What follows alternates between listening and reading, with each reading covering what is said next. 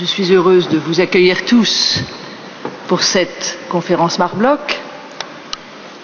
Cher Charles Friedlander, la conférence Marc Bloch, qui réunit chaque année l'École des hautes études en sciences sociales et beaucoup de ses amis qui remplissent ce soir cet amphithéâtre, connaît aujourd'hui sa 30e édition.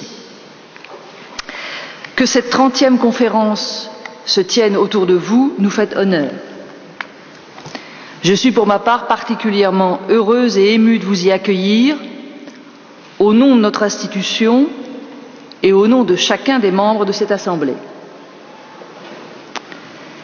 Permettez-moi, avant que je me livre à l'exercice, toujours un peu étonnant, de présenter un invité qu'en général tout le monde connaît parfaitement, de lire, en matière d'ouverture à votre conférence, un extrait de l'émouvant testament que Marc Bloch écrivit en mars 1941.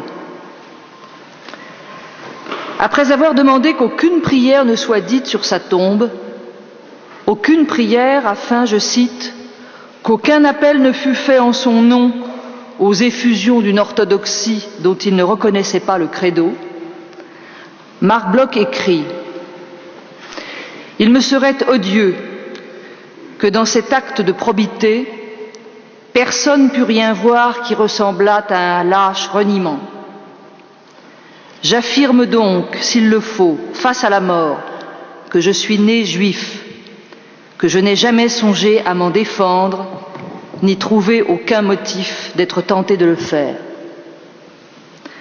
Dans un monde assailli par la plus atroce barbarie, la généreuse tradition des prophètes hébreux, que le christianisme, en ce qu'il eut de plus pur, reprit pour l'élargir, ne demeure-t-elle pas une de nos meilleures raisons de vivre, de croire et de lutter? » En 1982, 40 ans ou presque après la Seconde Guerre mondiale, un colloque intitulé « L'Allemagne nazie et le génocide juif » s'est tenu à l'École des hautes études en sciences sociales sous la double présidence de Raymond Aron et de François Furet.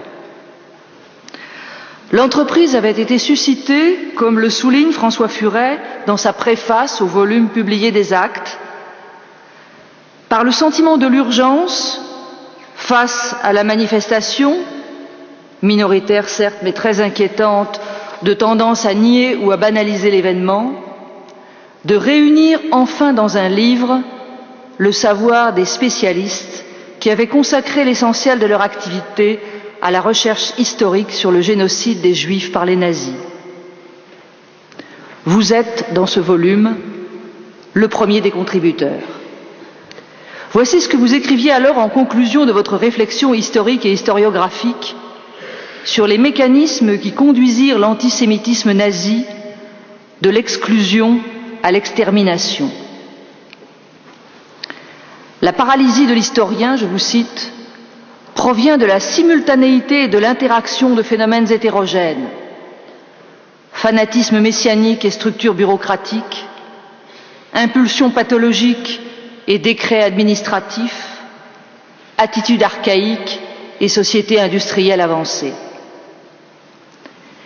Cette sidération devant le nazisme, et plus encore devant la solution finale qui en est le paroxysme, la part affreusement exemplaire que François Furet désignait comme une énigme pour la raison historique, vous avez consacré votre vie professionnelle à la dépasser. Cela nous vaut aujourd'hui d'avoir devant vous les 2 volumes qui viennent non conclure mais couronner votre œuvre. Cette grande synthèse sur l'Allemagne nazie, publiée à 10 ans d'intervalle, les années de persécution en 1997, les années d'extermination en 2007.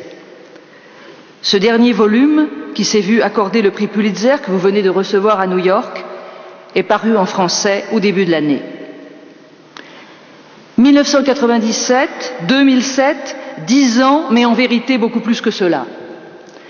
Dès votre premier ouvrage, Pie XII et le Troisième Reich, paru en 1964 aux éditions du Seuil déjà, 1 an après le succès considérable de la pièce de Rolf Orthuth, Le Vicaire, vous interrogez l'histoire et ses silences.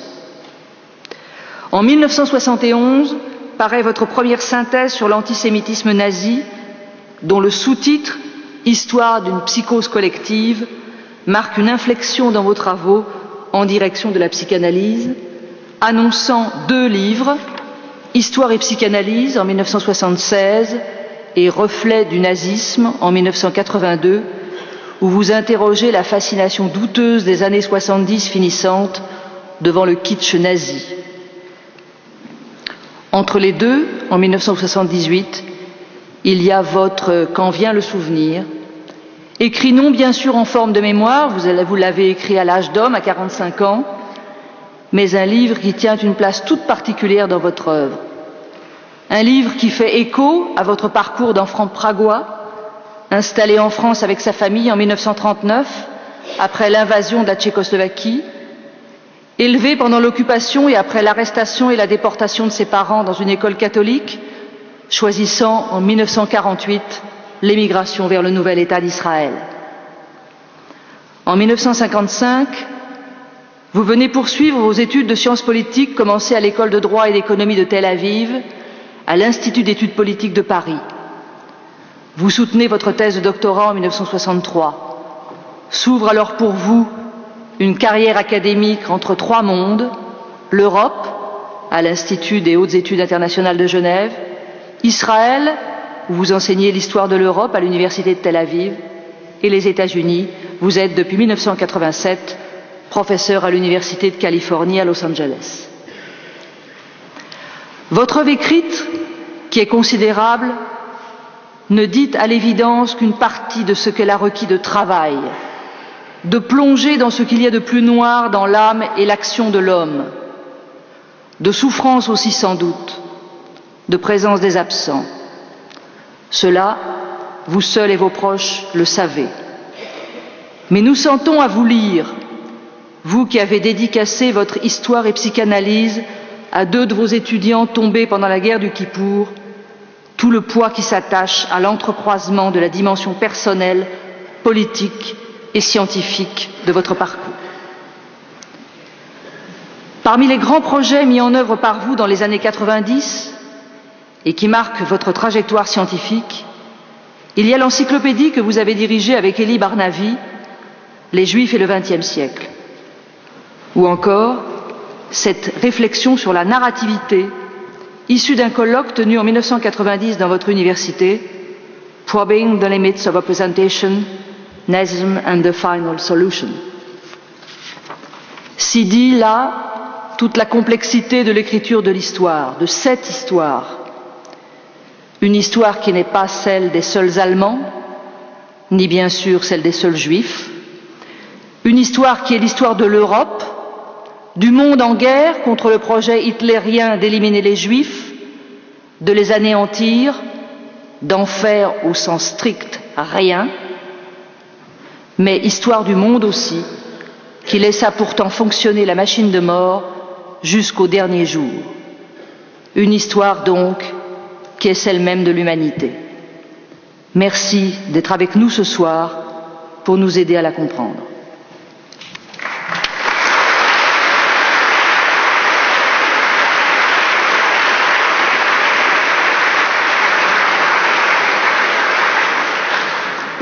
Madame la Présidente, je suis profondément reconnaissant de vos paroles.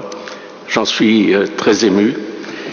Et je suis très heureux que vous ayez mentionné ce beau texte de Marc Bloch qui dit, malgré toutes les réticences qu'on lui sait, son identité juive au moment le plus dur de l'histoire de ce peuple.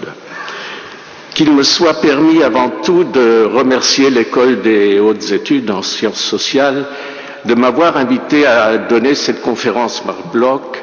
C'est vraiment un très, très, très grand honneur pour moi. Cette invitation exprime également, je l'espère, je le pense, l'attention accordée de nos jours à la recherche historique sur le génocide des Juifs. Au cours des 60 dernières années, il n'en a pas toujours été ainsi. Quant au début des années 50, rappelle Raoul Hilberg, dans ses mémoires, il demanda à Franz Neumann, l'un des politologues les plus célèbres de Columbia et l'auteur de Behemoth, une brillante analyse du Troisième Reich rédigée pendant la guerre, de diriger sa thèse de doctorat sur la destruction des Juifs d'Europe. Celui-ci accepta. Mais, et je cite Hilberg, il savait, dit Hilberg, qu'à ce moment-là, je me séparais du courant principal de la recherche académique et que je m'engageais sur un terrain que le monde académique et le public avaient évité. Il me dit 3 mots, c'est votre enterrement. Malgré l'intérêt sporadique suscité par quelques œuvres littéraires et par le journal d'Anne Frank, bien sûr, malgré l'écho considérable du procès Eichmann et des 2 procès d'Auschwitz au cours des années 60, le meurtre des Juifs d'Europe restait en définitive un sujet marginal dans la conscience publique occidentale et la recherche historique. Les études sur le nazisme en tant que tel foisonnaient, mais la Shoah y était à peine mentionnée. Hors d'Allemagne, on nationalisait la souffrance, la persécution et la déportation en gommant la spécificité des catégories de victimes. En Allemagne, malgré l'acceptation de responsabilités officielles dès les années 50, dans l'opinion et le milieu de la recherche, on évitait le thème même de la criminalité du régime, particulièrement de l'extermination des Juifs et de la vaste adhésion des Allemands ordinaires en dépit de ce qu'ils avaient su. De la sorte, des ouvrages pionniers comme ceux de Léon Poliakov ou de Hilberg précisément, de même que les travaux de plusieurs centres historiques, n'étaient connus et discutés qu'en cercle très restreint. Une première prise de conscience se manifesta à la fin des années 60, à la suite des procès, Eichmann et Auschwitz, puis dans la foulée des mouvements étudiants, mais en ce qui concerne la recherche sur la Shoah, l'effet en resta modeste. Ce n'est qu'à la fin des années 70 et surtout au début des années 80 que survint un changement radical. Passage du temps, montée d'une nouvelle génération, effritement des défenses, maturation de la réflexion historique, ou peut-être simplement extraordinaire impact dans le monde entier d'une piètre série télévisée américaine, Holocaust de NBC, diffusée en 1978. Un peu de tout cela sans doute. C'est alors en tout cas que la recherche sur l'extermination des Juifs prit un essor considérable, que s'engagèrent de multiples débats, notamment en Allemagne, et que s'affirmèrent des positions dont certaines se maintiennent jusqu'à ce jour. Une histoire intégrée de la Shoah, telle que je voudrais la présenter ici aujourd'hui, découle évidemment de l'arrière-plan historiographique des 30 dernières années, mais en diffère aussi sur certains points essentiels. Cette conférence sera consacrée en premier lieu à une brève esquisse du panorama de la recherche, ainsi qu'à la définition de l'approche proposée ici. Ensuite, à un aspect central de cette approche, l'histoire des victimes en tant qu'élément essentiel à l'interprétation générale de la Shoah, et finalement et très brièvement au problème de la comparaison. 1. Traditions historiographiques et histoire intégrée de la Shoah. De manière très schématique, on peut distinguer 2 courants principaux de l'historiographie de la Shoah qui se sont côtoyés pendant des décennies sans s'amalgamer. D'une part, le vaste ensemble de recherches essentiellement centré sur les politiques, les mesures, les institutions et les mécanismes de persécution et d'extermination issus d'Allemagne avant tout, et également mis en œuvre dans chacun des pays ou des régions occupées ou contrôlées par les Allemands. C'est le courant dominant. Et d'autre part, le développement d'une historiographie interne en quelque sorte à la communauté des victimes.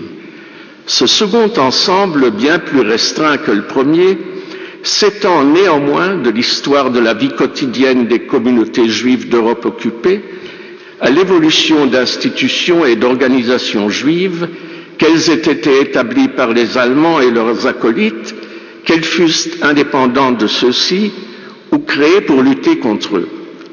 Cet ensemble comprend également les attitudes et les initiatives des communautés juives hors d'Europe, notamment celles du judaïsme américain et du Yishuv de Palestine.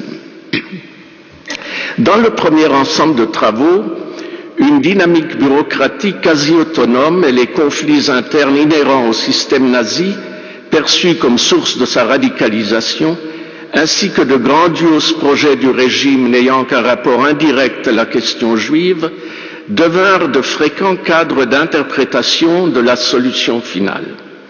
Dans ce contexte, le rôle de Hitler et l'impact de l'idéologie anti-juive n'apparaissent souvent que comme point de référence et de légitimation purement formel pour un système d'annihilation administratif et impersonnel. Mais, et ce serait là ma critique, dans l'élaboration des mesures anti-juives, les instances bureaucratiques se trouvaient la plupart du temps en conflit les unes avec les autres, non pas sur le fond, mais par suite de querelles de compétences. Avant la guerre, les confrontations opposaient surtout les institutions étatiques aux organisations du parti, puis dès l'occupation de la Pologne, diverses agences du parti même s'affrontèrent les unes avec les autres. À chaque étape, Hitler était appelé à trancher. Surtout, le leader nazi lui-même prenait toutes les décisions majeures. C'est bien la raison pour laquelle il n'y avait pas d'agence ou de ministère chargé de la politique anti-juive. Et par ailleurs, il suivait attentivement la mise en œuvre de ces décisions. Cependant, Hitler lui-même ne pouvait agir que dans le cadre d'un système politique et social qui l'appuyait. Sans Hitler, le système était réduit à l'immobilité. Sans le système, Hitler était voué à l'impuissance. C'est dans cette interaction constante c'est cette interaction constante qui représente le ressort profond du mouvement et du régime national-socialiste. Quant à l'obsession antisémite, elle était au centre même de l'univers idéologique du nazisme, à la fois comme code identificateur de la communauté raciale et comme moyen de mobilisation permanente du régime. Au fil des années d'avant-guerre, les invectives anti-juives émanant du sommet du régime et claironnées par une inlassable propagande trouvèrent une adhésion croissante au sein de segments toujours plus vastes de la population et de ses élites. La guerre accéléra l'évolution. Aux yeux de nombreux Allemands, la violence systématique à l'encontre des Juifs se justifiait par le fait que, selon le slogan constamment ressassé, ils étaient ceux qui avaient poussé au conflit et qui, en fait, dirigeaient la coalition luttant contre le Reich et contre l'Europe nouvelle. Les premières défaites vinrent ajouter la menace de la vengeance juive à une haine déjà incandescente. Et je cite maintenant, « Derrière le déferlement des divisions soviétiques, clamait Goebbels le 18 février 1943, 15 jours après la reddition de la 6e armée allemande à Stalingrad, nous voyons les escouades juives de liquidation derrière lesquelles se profilent la terreur, le spectre de la famine de masse et l'anarchie débridée en Europe. Ici, une fois de plus, la juiverie internationale a été le ferment diabolique de la décomposition qui trouve une satisfaction cynique à l'idée de plonger le monde dans le désordre le plus profond et à ourdir de la sorte la ruine de cultures millénaires, de cultures avec lesquelles elle n'a jamais rien éprouvé de commun. Enfin, au cours des années 1990 et 2000, comme je l'ai mentionné, des interprétations qui visaient à replacer l'extermination des Juifs dans le contexte de politiques allemandes à but plus vaste se multiplièrent. Des historiens tels que Götz Ali, Susanne Heim et Christian Gerlach, entre autres, évoquèrent à titre d'exemple les projets de création d'un nouvel équilibre économique et démographique en Europe par l'extermination de populations excédentaires, dont les Juifs, une réorganisation ethnique des territoires de l'Est par la décimation d'une partie des populations, dont les Juifs, pour ouvrir la voie à la colonisation allemande ou, dans l'immédiat, pour assurer l'approvisionnement de la Wehrmacht et même de la population du Reich. Et, plus récemment, le pillage systématique des Juifs comme moyen de faciliter la poursuite d'une guerre totale sans imposer un fardeau matériel trop lourd à la société allemande ou, plus précisément, sans trop porter atteinte aux objectifs économiques et sociaux de l'État racial Volksstaat de Hitler. Il est impossible, dans le cadre de cette conférence, de discuter de ces thèses, dont chacune a enrichi nos connaissances, mais qui toutes, cependant, essayent de démontrer la primauté d'une rationalité instrumentale qui permettrait d'expliquer la politique d'extermination. Or, qui dit rationalité instrumentale dit modernité. Et c'est bien la notion de modernité qui est devenue de nos jours le concept principal d'interprétation globale de la solution finale. Il avait été précédé successivement par un antisémitisme, le concept d'antisémitisme, souvent réduit à une histoire des idées, par la théorie du cours spécial de l'histoire allemande, le Sonderweg, par les concepts de totalitarisme ou de fascisme, selon les options idéologiques des uns et des autres. En fait, il ne me semble pas qu'il y ait de cadre conceptuel unique qui puisse offrir une interprétation adéquate de l'extermination, non pas parce que nous sommes face à quelque événement métahistorique, mais vu qu'en présence d'une convergence de multiples facteurs foncièrement hétérogènes, l'historien à la recherche d'un concept unificateur se trouve obligé de recourir à des notions trop générales pour avoir prise sur la trame serrée des données empiriques. Nous en sommes réduits, à mon avis, à des interprétations partielles d'aspects divers ou de phases diverses. Ceci étant, les remarques précédentes ne sauraient exclure l'esquisse d'un arrière-plan historique général, mais sans le transformer en cadre conceptuel contraignant. Pour ma part, j'ai évoqué dans les années d'extermination que, je me cite, l'histoire dont il est ici question fait partie intégrante de l'âge de l'idéologie et de manière plus précise et décisive de sa dernière phase, la crise du libéralisme en Europe occidentale. À travers l'Europe entière, les Juifs étaient identifiés au libéralisme et souvent au socialisme révolutionnaire.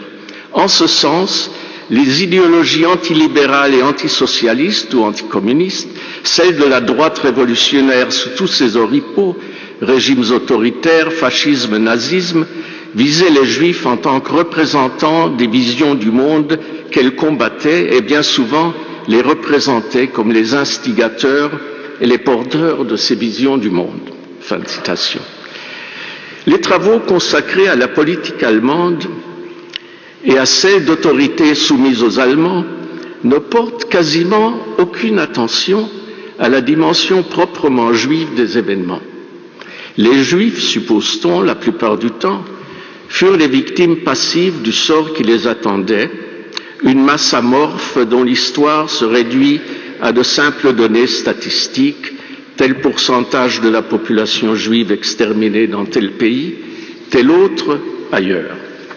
Or, comme je l'ai déjà mentionné, un travail historique significatif se développait depuis les années 50 en vase clos, pour ainsi dire, avec l'assemblage d'importantes collections de documents et la rédaction de monographies ayant pour objet l'existence des Juifs, leur vie et leur mort, par pays, par ville, par communauté, par ghetto, par camp.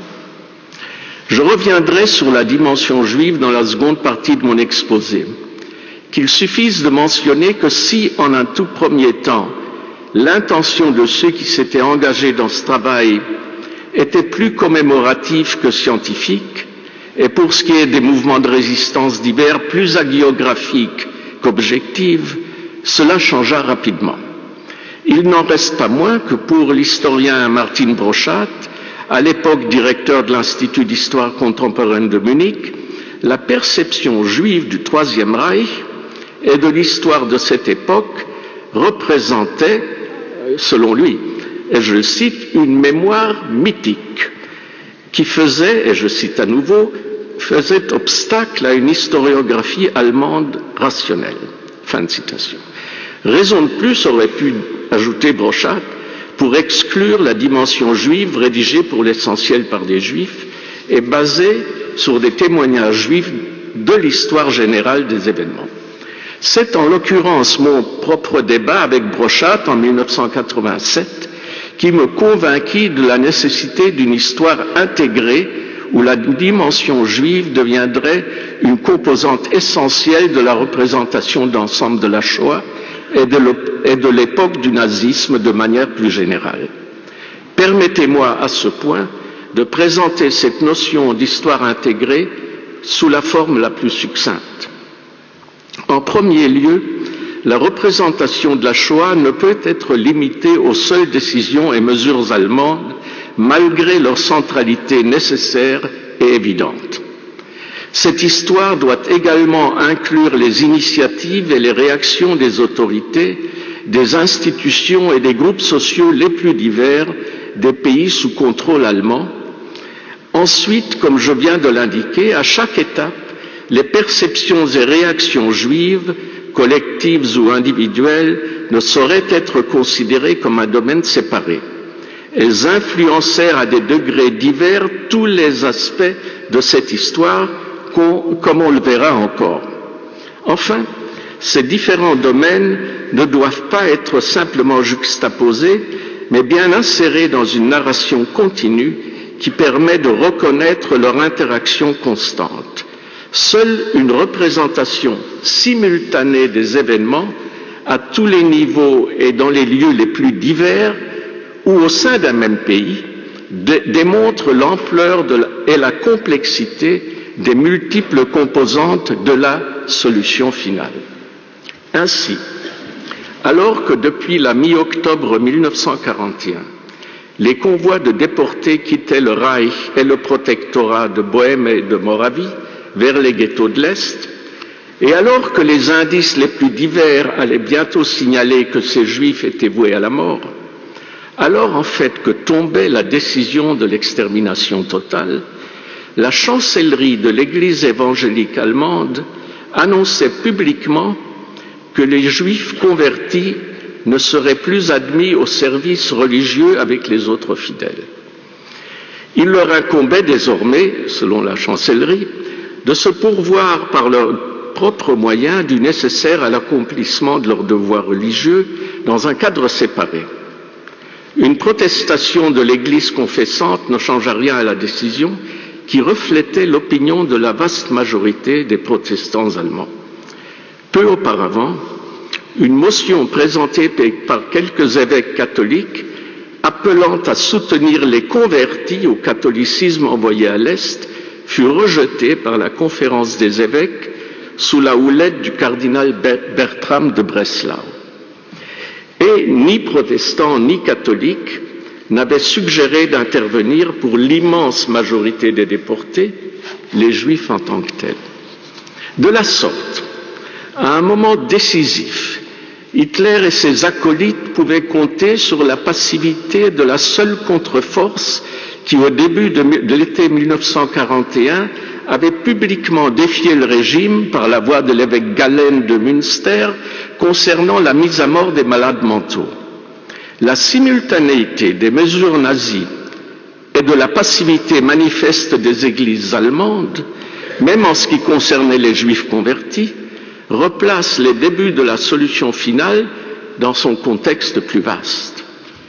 Ce contexte prit une signification à la fois tragique et ironique quand, exactement en même temps, au cours des derniers jours de 1941, dans le Reich et à travers l'Europe occupée, les Juifs célébrèrent leur libération proche du fait de l'éphémère contre-attaque soviétique devant Moscou. Ce n'est qu'à Vilna, et peu après à Varsovie, qu'un tout petit nombre d'entre eux réalisa que l'extermination totale venait de commencer. 2. La dimension juive comme élément essentiel d'une histoire intégrée de la Shoah.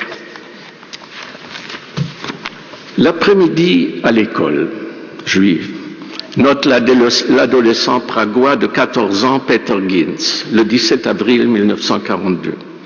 Notre professeur, M. Zomer, part avec le transport pour Theresienstadt, de même que Berova et Rita Goldmanova de notre classe.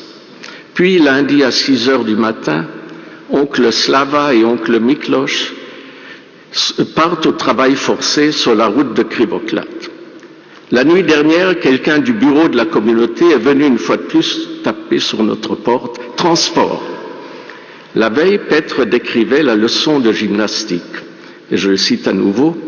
Nous avons fait les exercices en chemise, ce qui nous a obligés à avoir des étoiles juives cousues dessus. Ainsi, j'avais 3 étoiles cousues l'une par-dessus l'autre, une sur mon manteau, une sur ma jaquette, une autre sur ma chemise. Ginz, issu d'un couple mixte, était encore relativement privilégié, pas pour longtemps cependant. Selon les pays ou les régions qui passaient sous contrôle direct ou indirect des Allemands, les Juifs étaient soumis à des mesures à but identique. Ségrégation, spoliation, concentration, déportation, extermination. Mais selon des modes de mise en œuvre très différents. Pour des centaines de milliers, surtout dans les territoires conquis de l'Union soviétique, l'arrivée des Allemands signifia l'extermination immédiate dans les rues ou sur les places publiques, dans des fosses fraîchement creusées ou des ravins proches, sans déportation quelconque. Pour d'autres, par contre, des années pouvaient passer avant qu'ils ne soient déportés, et les déportations même comprenaient des modalités diverses. Transfert du lieu d'habitation à un camp d'extermination immédiate, ou à un camp de transit, ou encore vers un ghetto dans lequel le séjour pouvait durer quelques jours à quelques mois, parfois jusqu'à 1 ou 2 ans, avant que ne survienne la seconde déportation, celle du lieu de transit, camp ou ghetto, vers le lieu d'extermination. Et que de différences dans l'existence individuelle au cours de ces diverses périodes. La même menace planait sur tout juif à portée des Allemands ou de leurs auxiliaires, mais les perceptions, les réactions et les initiatives changeaient d'un lieu à l'autre, d'une phase à l'autre, comme changeaient les conditions de vie et de mort quotidiennes dans un seul et même endroit. La dimension juive de la Shoah a elle aussi été placée sous le signe de concepts interprétatifs globaux. Pour des historiens d'extrême gauche, l'extermination des Juifs fut la conséquence directe de la croisade hitlérienne contre le judéo-bolchevisme ou encore de la croisade fasciste contre la gauche avec laquelle les Juifs étaient identifiés. L'historiographie majoritaire, d'inspiration sioniste, a interprété le sort des Juifs d'Europe comme la catastrophe, Shoah en hébreu, la plus terrible dans une longue série de persécutions qui ponctuèrent l'existence en diaspora, du fait même de la situation diasporique, ce qui évidemment menait au corollaire sioniste, alors que l'interprétation offerte par de petits groupes de Juifs ultra-orthodoxes, et là, bien sûr, nous quittons le domaine de l'histoire, considérait le Hurban, destruction en yiddish, comme une punition divine provoquée par l'entreprise sioniste elle-même. Sur un plan plus concret, essentiellement descriptif, la dimension juive de l'histoire de la Shoah peut tout d'abord être saisie au niveau de la vie quotidienne, celle des individus et celle des communautés, et au travers de la perception qu'avaient ces Juifs, au jour le jour, de leur propre sort, comme du comportement des autres, entre guillemets. Viennent ensuite les initiatives prises au niveau individuel ou à celui de petits groupes pour faire obstacle aux Allemands et à leurs auxiliaires. Il y a enfin un troisième niveau, celui des autorités et des décisions de leaders juifs, tant ceux que les Allemands avaient nommés que les chefs de groupe de résistance. Bref, réduire la dimension juive des événements au comportement d'une masse amorphe et passive ne correspond guère aux multiples facettes d'une existence, certes vouée pour l'immense majorité à l'annihilation ultime, mais néanmoins dotée jusqu'au bout de sa propre histoire. Des centaines de témoins dont on a retrouvé les notes confièrent leurs observations au secret de leurs journaux privés, tandis que les lettres, il faut s'en souvenir, risquaient toujours la censure et exigeaient donc la plus grande prudence.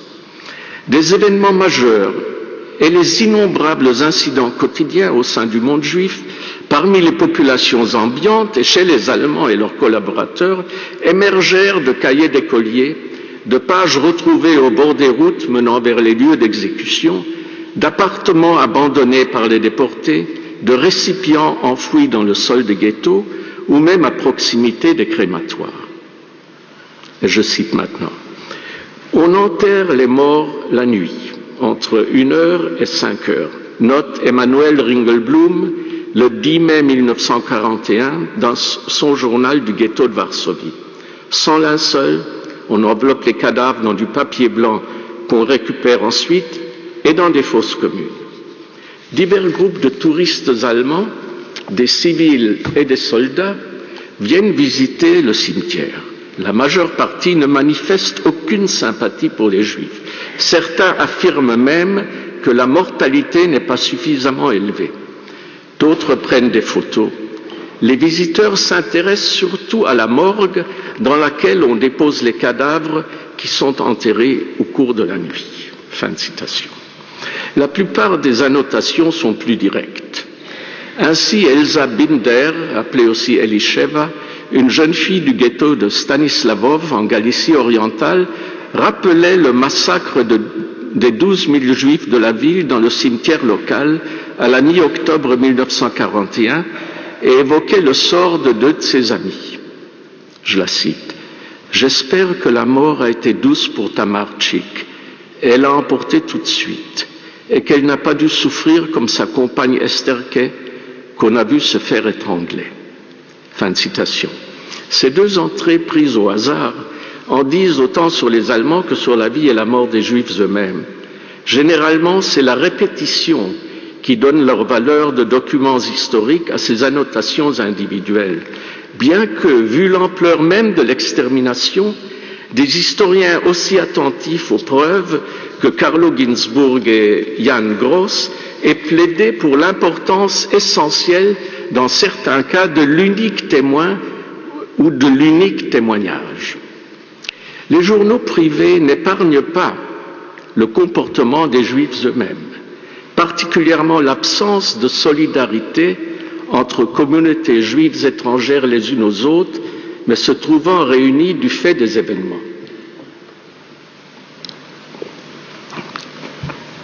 Et je dois ajouter que j'ai toujours du mal à lire ce passage, pour les raisons que vous verrez. Aux annotations individuelles, il faut ajouter en l'occurrence les requêtes officielles adressées aux autorités par les dirigeants des communautés. Ainsi, les leaders du judaïsme allemand essayèrent-ils à la fin de 1939 et au début de 1940 d'empêcher les Juifs polonais qui se trouvaient encore en Allemagne et étaient menacés de camps de concentration d'émigrer du Reich en Palestine afin de garder tous les certificats, donc les visas si vous voulez, pour les seuls Juifs allemands.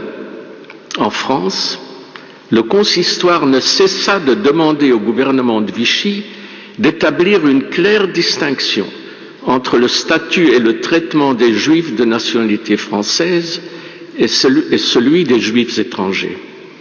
Les conseils juifs de Pologne, particulièrement celui de Varsovie, accordaient divers privilèges aux membres de la classe moyenne locale en état pour un temps de payer des pots de vin, tandis que les démunis, surtout les réfugiés des provinces, se trouvaient souvent réduits au travail forcé, à une misère croissante et à mourir de faim. Quand les déportations d'Allemagne et du protectorat vers les ghettos de l'Est commencèrent, à Lodz en particulier, les Juifs locaux devinrent extrêmement et ouvertement hostiles aux nouveaux arrivants. À Westerbork, en Hollande, les Juifs allemands, l'élite du camp, travaillaient de près avec le commandant, protégeant les leurs et faisant mettre les Juifs hollandais sur les listes de départ, alors qu'auparavant, la bourgeoisie juive d'Amsterdam se sentait parfaitement à l'abri et demeurait convaincue que seuls les réfugiés, les Juifs allemands, seraient déportés. Quant à l'apathie d'une grande majorité des Juifs de Palestine ainsi que celle du judaïsme américain, elles sont devenues notoires. Par contre, une solidarité extraordinaire se révélait au sein de groupes restreints et homogènes, membres du même parti politique, mouvements de jeunesse, communautés orthodoxes, entre autres.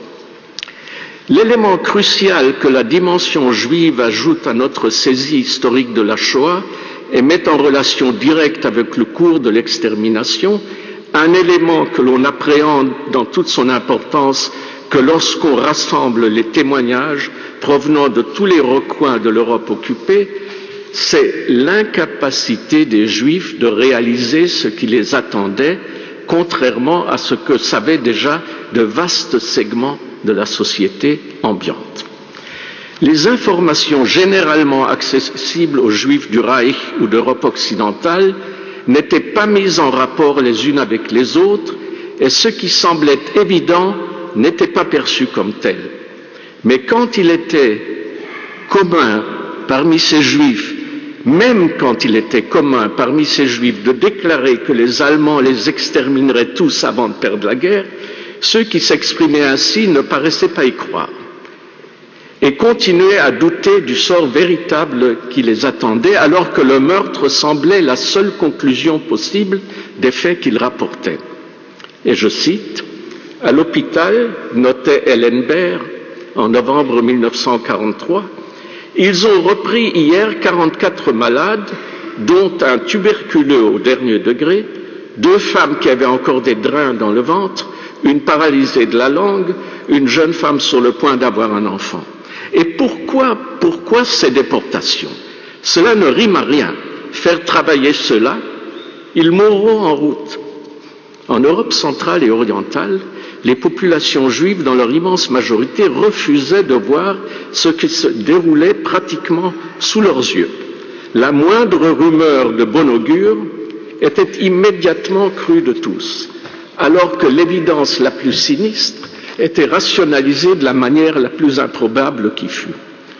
Le 6 octobre 1944, Egon Redlich, un des chroniqueurs de Theresienstadt, qui vivait dans le camp ghetto depuis ses débuts et avait vu des dizaines de convois partir vers Treblinka et Auschwitz, apprenait son propre départ et celui de son fils, âgé de quelques mois, dans le convoi du lendemain pour Auschwitz.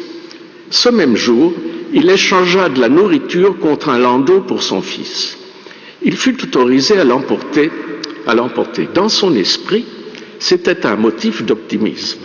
Pourquoi nous permettrait-il d'emporter une poussette avec nous, dit-il à son ami Willy Groag. Redlich et son bébé furent assassinés dès l'arrivée. Le landau, comme des dizaines de milliers d'autres accessoires de ce genre, fut probablement expédié dans le Reich. Bref, l'espoir insensé de l'immense majorité des Juifs d'Europe de pouvoir gagner du temps et survivre explique en partie, du moins, la passivité des victimes et le développement sans accroc de l'ensemble du processus de déportation et d'extermination. Sur ce point essentiel, ce sont en premier lieu les témoignages juifs qui permettent de saisir ce qui, après la guerre, avait paru incompréhensible. On peut évidemment se demander pourquoi, si la plupart des Juifs eux-mêmes ne croyaient pas à l'évidence de leur extermination systématique, les autres, entre guillemets, à l'exception des responsables, des tueurs et de leurs auxiliaires, auraient dû y croire. Le refus de la victime d'accepter l'épreuve d'une fin certaine, le besoin de s'accrocher à la moindre lueur d'espoir, représente la réaction humaine la plus commune, le mécanisme de défense le plus fréquent face à une réalité brutale et manifeste. Les autres, par contre, la société ambiante, nourrie de l'hostilité traditionnelle à l'égard des Juifs, une hostilité qui s'avère-t-il augmenta pendant le cours de la guerre, sans doute sous l'effet du flot continu de la propagande, à l'affût très souvent d'avantages matériels concrets et à portée de main, s'accommodaient du cours des choses, s'en réjouissaient parfois, ou encore s'en amusaient. Et je cite, « À Berezha Kartushka, où je me suis arrêté pour déjeuner, écrivait le soldat de la Wehrmacht H.K. à sa famille le 18 juin 1942, à sa famille donc des lettres envoyées dans le Reich. 1300 Juifs ont été exécutés la veille.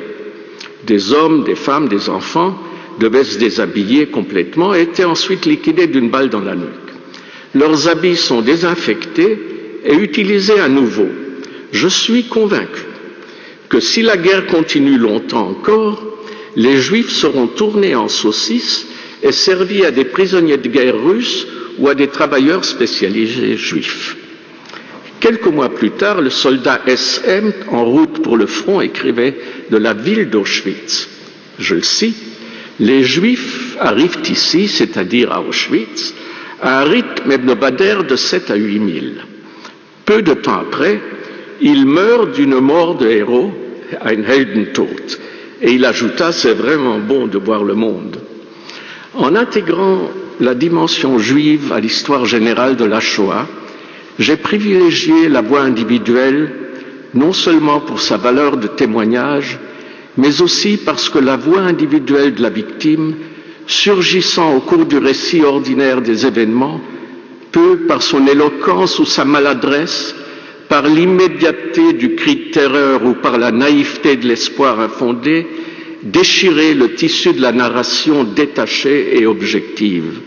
Cette fonction perturbatrice ne serait guère nécessaire dans une histoire du prix du blé à la veille de la Révolution française, mais elle est essentielle à la représentation historique d'événements extrêmes tels que la Shoah, que l'historiographie ordinaire domestique nécessairement. 3, et très brièvement, de la comparaison. Dans sa belle conférence, Marc Bloch, sur les fascismes, essai d'histoire comparée, donné ici même il y a 14 ans, Robert Paxton, se référant à Bloch ainsi qu'à ses propres travaux, résumait son propos dans les termes suivants. La valeur de la comparaison est plus heuristique qu'absolue. Elle aide le chercheur à mieux dresser son questionnaire en distinguant l'essentiel de l'accidentel dans son objet d'étude et en marquant ses limites dans le temps et dans l'espace. Elle cherche surtout la différence. Rassembler de vagues similitudes à grande échelle ne produit rien de rigoureux. Ramener à notre propre domaine, ces thèses auxquelles je souscris entièrement suscitent d'emblée 3 questions différentes. A. Une histoire intégrée de la Shoah facilite-t-elle des recherches comparatives à travers les siècles passés ou sur les génocides et d'autres meurtres de masse du XXe siècle? B. Une telle histoire permet-elle de mieux comparer diverses exterminations perpétrées par les nazis? Enfin, C. Facilite-t-elle les comparaisons dans le contexte même de la Shoah? La première question ne permet qu'une réponse positive de principe. En toute logique, plus la recherche tient compte de l'interaction d'un nombre élevé de facteurs dans chacun des génocides étudiés, plus la comparaison permet de saisir les similarités et surtout les différences entre ces divers événements. Dans ce domaine de vagues similitudes à grande échelle, les vagues similitudes à grande échelle qu'évoquait Paxton ne mènent certainement à rien de rigoureux.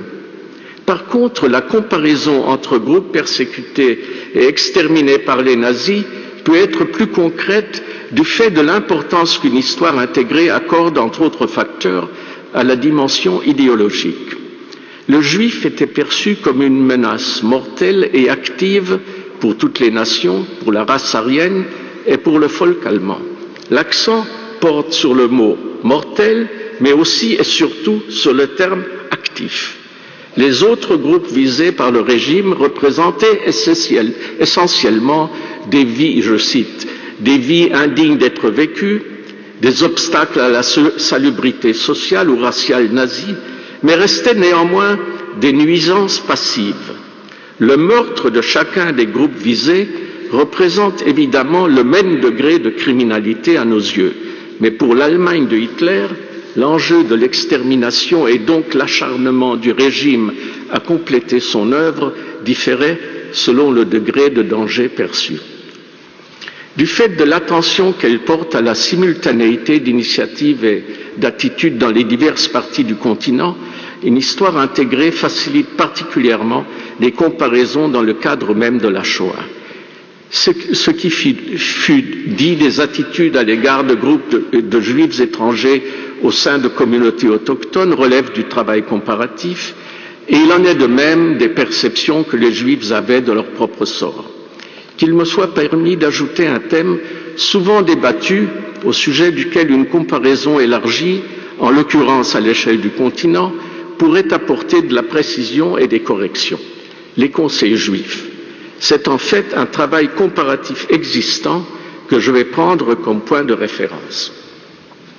Dans une attitude consacrée à l'ancienne Pologne et comparant une première vague de 146 chefs de conseil et une deuxième ou une troisième de 101 responsables, l'historien Aaron Weiss arrive à la conclusion suivante. La plupart des premiers présidents réussirent à défendre les intérêts de leur communauté.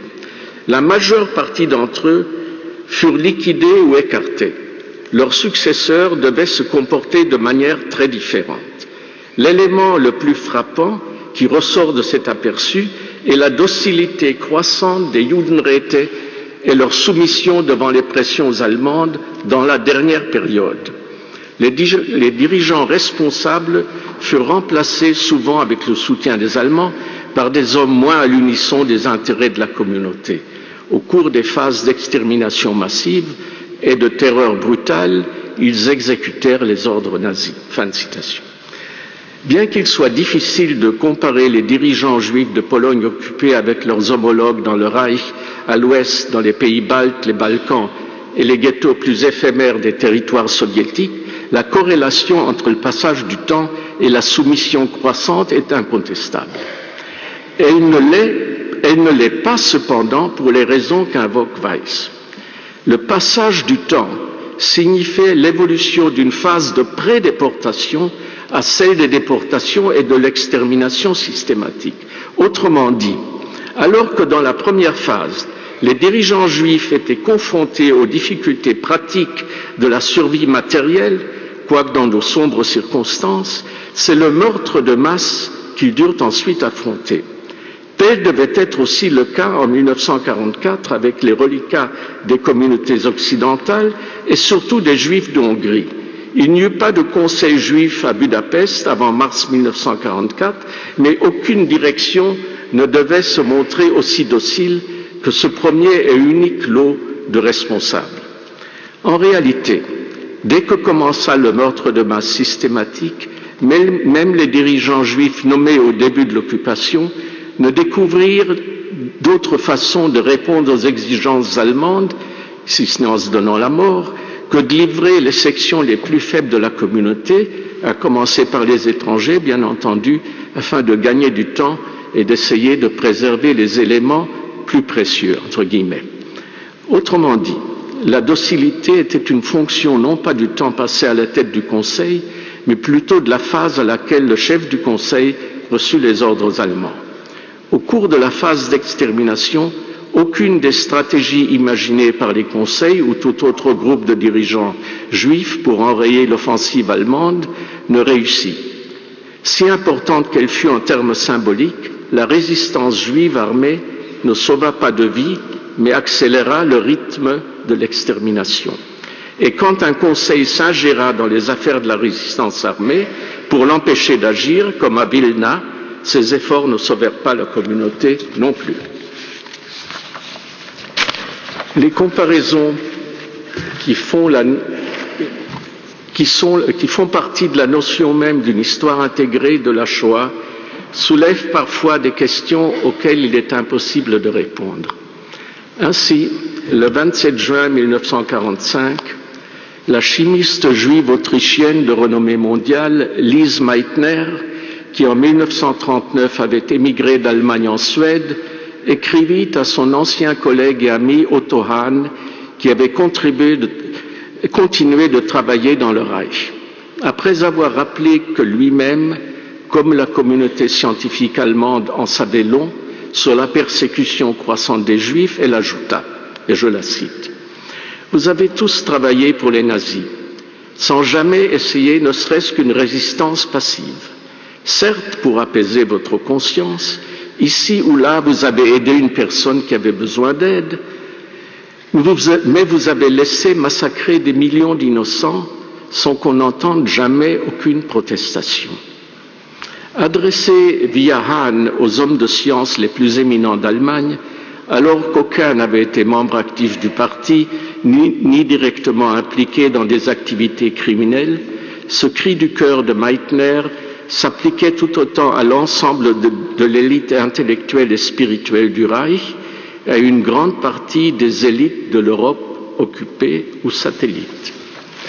Qu'un nombre important de ces personnalités allemandes ou européennes n'ait pas pris publiquement position contre l'extermination des Juifs, largement connue, rappelons-le, depuis la fin de 1942 au plus tard, se comprend aisément.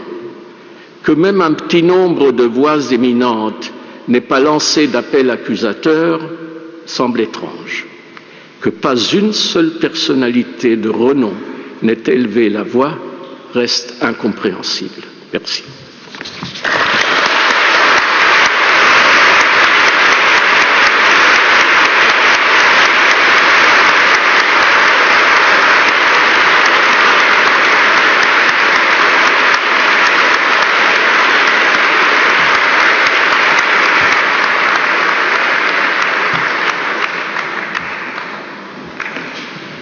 Ces applaudissements vous disent, je crois, notre reconnaissance. Je vous invite tous à monter à l'étage pour la réception qui suit traditionnellement ce grand moment. Merci. Je ne peux pas parler trop longtemps.